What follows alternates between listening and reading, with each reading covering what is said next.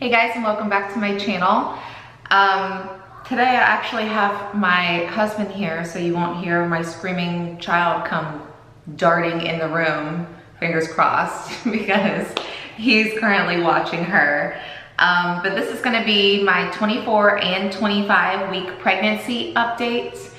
And I actually don't have very much to touch on this week. I feel like a lot of the symptoms that I've already discussed in previous videos are still quite active. So I don't want to dwell on those symptoms specifically because I feel like they're just kind of getting repetitive. So if you're new here, my name is Chelsea, and don't forget to thumbs up this video if you enjoy it and subscribe so you don't miss any more pregnancy updates. And if you're a returning viewer, then welcome back. But let's go ahead and jump right into the video. The first major thing that's been going on within these last 2 weeks has definitely been Braxton Hicks contractions. And maybe if this was like my first pregnancy, I probably wouldn't know that I'm experiencing Braxton Hicks contractions. But since this is my second pregnancy, I'm perfectly well aware of how exactly one feels and that tightening in your stomach, even if it's only slightly. I'm very aware of my body because I know what to expect since this is my second time around. In my first pregnancy, I have no recollection of when I first started experiencing Braxton Hicks contractions. It could have been this early on. I just might not have known that that's exactly what it was that I was feeling. And now that this is my second pregnancy, I'm like, that's Braxton Hicks, I know for sure. And that's definitely something I didn't anticipate happening this early. I will be speaking to my doctor about it. I go for an appointment in a few weeks, and I will bring it up to him about exactly what's going on, obviously, because that's what the appointment is for. But I did do some research online as well as in my app, my pregnancy app. I told you guys last video that I use the What to Expect When You're Expecting app. And it said that you can start experiencing Braxton Hicks this early, and some women don't experience it till later. So it sort of varies, just kind of depends on the woman. So for me to experience it this early is not uncommon. So that made me feel a lot better, because at first I was like, holy cow, is this normal? Am I gonna go into a super early labor or something? I was worried, just as I'm sure many other moms would have been too, but I read that it was normal, and I don't have them all day, and I know that sometimes they're caused by lack of water and things like that, but I definitely have a high water intake, so I know it's not because of that.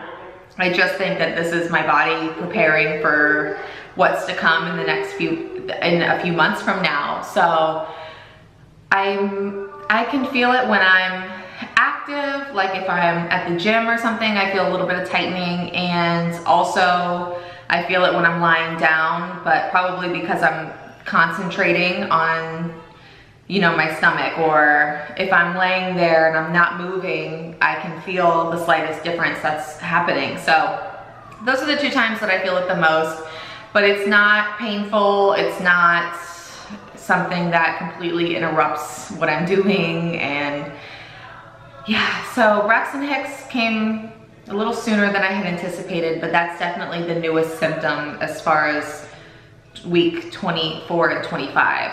Another thing that I've also noticed happening within the last couple weeks is my puffiness. And I got super puffy last pregnancy, but I was also extremely overweight, and I just assumed that I was puffy because of that. And I know a lot of women get puffy when they're holding a lot of water.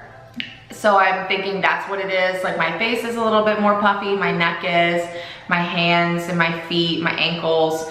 I wouldn't say swollen, because I don't feel swollen. It's just I notice a little bit more on the puffier side. And when I look at pictures of myself a few months ago versus like now, I can see a little bit of a difference, but nothing too major and nothing too unexpected, because during pregnancy you are holding a ton of fluid and a ton of water retention, and I had expected to be puffy, but I feel like it's a little early to be puffy, but that's okay.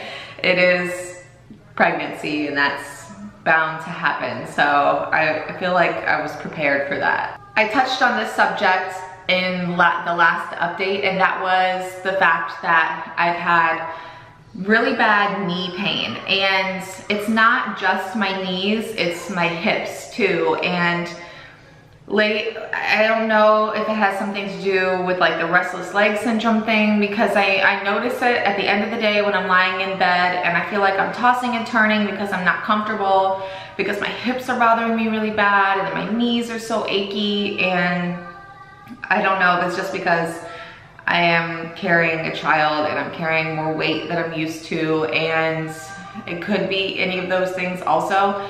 But that's definitely something that seems to be getting a little bit worse, because last week, or not last week, the prior week, my last video, I had mentioned to you guys the knee pain, but I hadn't experienced the hip pain, and that has definitely come into play. And it's such a pain in the butt because as pregnant women, we sleep on our sides, and sleeping on my side is so uncomfortable, my hips hurting like that. But it's just something I'm just gonna have to power through and stretch and try to alleviate that in any way. So I'll have to look up some remedies for that and see if maybe stretching will help before bed or something like that. I think I also mentioned this in last video, cravings. I've been craving sweets more than usual, and I'm normally not a sweet person like that.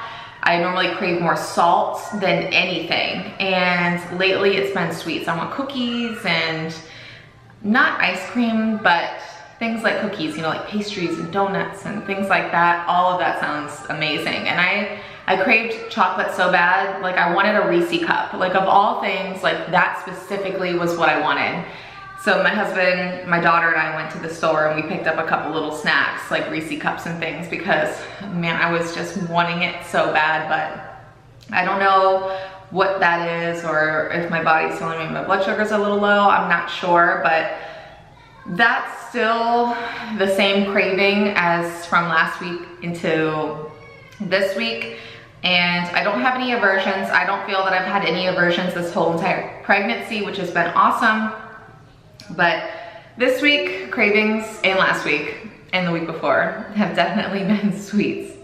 I'm not going to dwell on this subject, but yes, I still have headaches, and I don't feel that they're as severe as they have been in the past, but I do still experience them. They're more so of a dull headache. Sometimes at the end of the day, they can be worse than they were at the beginning.